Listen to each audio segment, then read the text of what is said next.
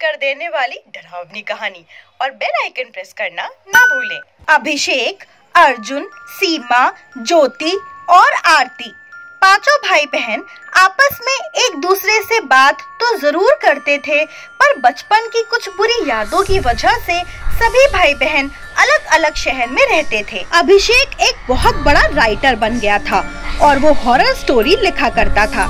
एक दिन जब वो अपनी क्लाइंट राधिका से मिलने गया तो राधिका ने बताया, मैंने आज आपको मदद के लिए बुलाया है। मेरे मरे हुए पति मुझे हर रात दिखाई देते हैं और वो भी लटके हुए। जब मैं सोती हूँ तब वो रोते हैं और उनके आंसू मेरे चेहरे पर गिरते हैं। अभिषेक राधिका की बात सुनता है और बोलता है, तुम शायद नहीं जानती, पर मैंने आज तक कोई भूत नहीं देखा। मेरी हर बुक में मेरे क्लाइंट की कहानी होती है। राधिका बोलती है, क्या आप मेरी मदद कर सकते हैं? अभिषेक बोलता है, हाँ बिल्कुल, आज मैं आपके ही कमरे में सोऊंगा और कल सुबह आपके दिमाग के भूत को भगा दूंगा। अभिषेक रात में राधिका के रूम में सोने चला जाता है। अभिषेक सोने की कोशिश करता है पर उसे नींद नहीं आती। तभी उसके पापा का फोन आता है। अभिषेक फोन नहीं उठाता और अपने पापा का नाम फोन पर पढ़कर अपने बचपन को याद करने लगता है। वो सोचता है कि किस तरह उसका पूरा परिवार बचपन में शिमला की पहाड़ी पर बसे लाल बंगले में रहने जाता है। बंगला इतना बड़ा था कि अभिषेक की माँ सारा दिन बस बच्चों को ढूंढती ही रहती थी। एक रात जब सब सो रहे थे तभी अभिषेक की सबसे छोटी बहन आरती के रोने की आवाज आने लगी। अभिषेक खुद उठकर आरती के रूम में गया और उसने देखा कि आरती अपने पापा को बता रही थी, पापा मैं सच बोल रही हूँ। जब मैंने सोते सोते आँख खोली तो देखा कि मेरे सामने एक डरावनी औरत खड़ी थी और मेरे पास आ रही थी। पापा कहते हैं, देखो बेटा, सपनों का कभी यकीन मत करना, क्योंकि सपने अगर अच्छे हों तो आपको खुश करते हैं, वरना डरा देते हैं। मैंने रूम को अच्छे से देख लिया है, पर यहाँ कुछ नहीं है। तुम सो जाओ, कल बहुत काम है। जैसे ही आरती के पापा रूम से बाहर जाते हैं, वैसे ही आरती एक बार फिर आँख खोलकर देखती है और अलमारी के शीशे में उसे फिर वही डरावनी औरत दिखाई देती है।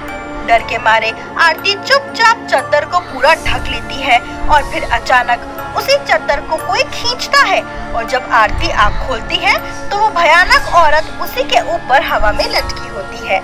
इतना सोचते सोचते अचानक अभिषेक की आँख लग जाती है। रात 3:03 पर सभी भाई बहन अचानक से सोते सोते उठते हैं और सभी का गला चोक हुआ सा लगता है।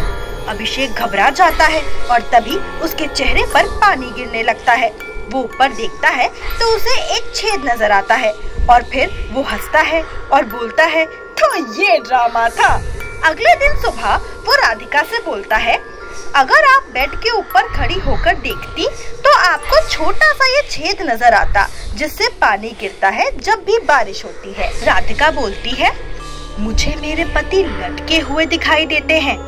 अभिषेक बोलता है, क्योंकि उनकी मौत आप दोनों के आपसी झगड़े की वजह से हुई थी और आप इसके लिए खुद को दोषी मान रही हैं। जिस दिन आप खुद को माफ कर देंगी, आपको आपके पति रोमांटिक मूड में दिखेंगे। मुस्कुराते हुए अभिषेक राधिका के घर से निकलता है और तभी उसके पास सीमा का फोन आता है और वो बोलती है, अभिषेक कल रात से आरती घर वापस नहीं आई है और उसका मोबाइल भी स्विच ऑफ है।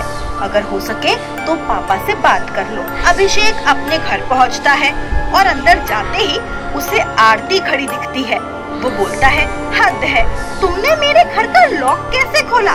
तुम जानती हो सब कितना परेशान हो रहे हैं। कल रात से तुम कहाँ थी? अब क्या एक तक देखती रहोगी या कुछ बोलोगी भी? अभिषेक अपने मोबाइल से पापा को कॉल करता है और बोलता है, पापा आरती घर पर है। पापा बोलते हैं, बेटा तुम क्या बोल रहे हो? आरती कल रात हमारे शिमला वाले लाल बंगले में चली गई थी और वहाँ से पुलिस को उसकी लाश मिली है, वो भी रात को 3:03 पर।